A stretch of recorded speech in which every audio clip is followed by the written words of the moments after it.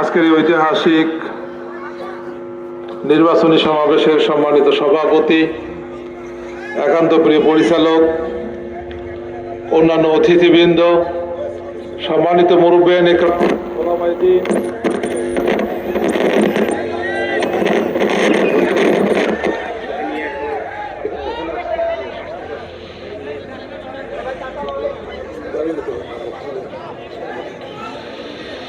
উলামায়ে দ্বীন,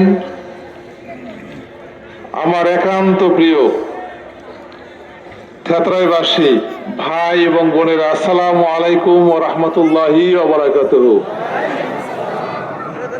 অন্যান্য ধর্মাবলম্বী যে ভাই এবং বোনেরা আছেন, আপনাদেরকে আদাব, শুভেচ্ছা এবং অভিনন্দন।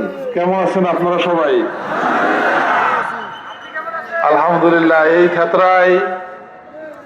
থেতরার মানুষ, আমি আপনাদেরকে ভালোবাসি। এই থেতরাইতে আমাদের জন্ম হয়েছে, এই থেতরাইতে আমরা বেড়ে উঠেছি। এই থেতরার রোদ, এই থেতরার রাস্তাঘাট আমাদেরকে বড় করেছে। এই থেতরাইকে নিয়ে আমরা গর্ব করি, এই থেতরাইকে নিয়ে আমরা বিনির্মাণের স্বপ্ন দেখি।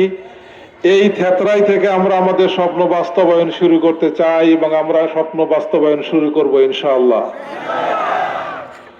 সম্মানিত ভাই ও বোনেরা, আল্লাহ রাব্বুল আলামিনের এটা বিশেষ মেহেরবানি।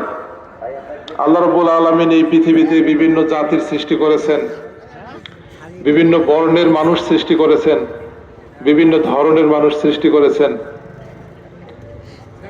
আমাদের উলিপুরের বিভিন্ন ইউনিয়নে বিভিন্ন মানুষকে সৃষ্টি করেছেন। আল্লাহ রাব্বুল আলামিন আমাদেরকে থেতরাইতে সৃষ্টি করেছেন। এই থেতরাইকে নিয়ে আমরা গর্ব করি, এই থেতরাইকে নিয়ে আমরা অহংকার করি।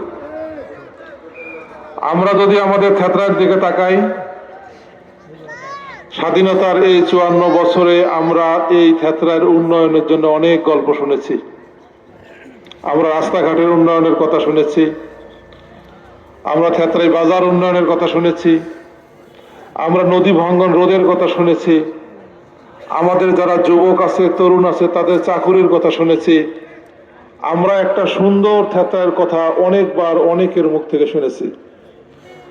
কিন্তু আজ স্বাধীনতার 54 বছর পর আমরা যদি আমাদের থেতরাইকে দেখি, আমাদের থেতরাই থেকে নদী ভাঙ্গন বন্ধ হয়েছে, আমাদের থেতরার রাস্তাঘাটগুলোকে উন্নত হয়েছে, আমাদের থেতরায় সকল যুবক কি চাকরি পেয়েছে, আমাদের থেতরাই উলিপুর সহ বাংলাদেশের মধ্যে সর্বক্ষেত্রে কি সেরা ইউনিয়ন হতে পেরেছে? না। আমি আপনাদের সন্তান হিসেবে আপনাদেরকে নিয়ে এই ন্যায়ের সংস্কৃতিটা ভাঙতে চাই। আমি এই থেতরাইকে একটা এমন মডেল ইউনিয়ন পরিণত করতে চাই এবং এই মডেল ইউনিয়নকে ধরে উলিপুরের প্রত্যেকটা ইউনিয়নকে এমন ভাবে সাজাতে চাই, 54 বছর বঞ্চনা, লাঞ্ছনা এবং বৈষম্যের যে ইতিহাস আমাদের থেতরাইতে আছে, এই ইতিহাসকে আমরা ভেঙে চুরে তছনছ করে দিব ইনশাআল্লাহ। আমরা যারা থেতরার মানুষ, আমরা যদি আমাদের আর্থসামাজিক অবস্থাকে দেখি, আপনারা দেখবেন, আপনারা যখন বাঁধের ধার দিয়ে হাঁটবেন, আপনারা দেখবেন আমাদের রাস্তাঘাটগুলোর কি দৈন্যদশা।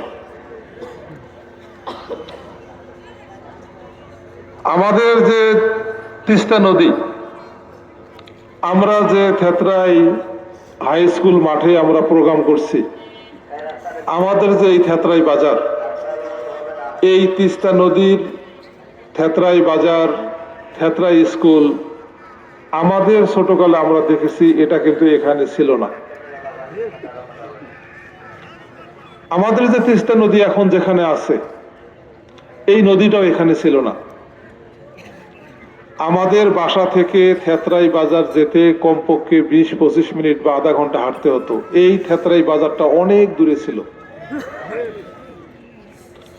কিন্তু নদী ভাঙ্গনের কারণে আস্তে আস্তে আস্তে আস্তে আস্তে আস্তে থেতরাই বাজার আজকে এখানে। এই নদীটা যে এই 2 কিলোমিটার দূরে সরে এসছে, এটা শুধুমাত্র নদী সরে আসে নাই, এই 2 কিলোমিটারে যতগুলো বাড়ি ছিল, এই বাড়িগুলোকে ভাঙতে হয়েছে। যতগুলো স্বপ্ন ছিল, স্বপ্নগুলোকে নস্যাৎ করতে হয়েছে।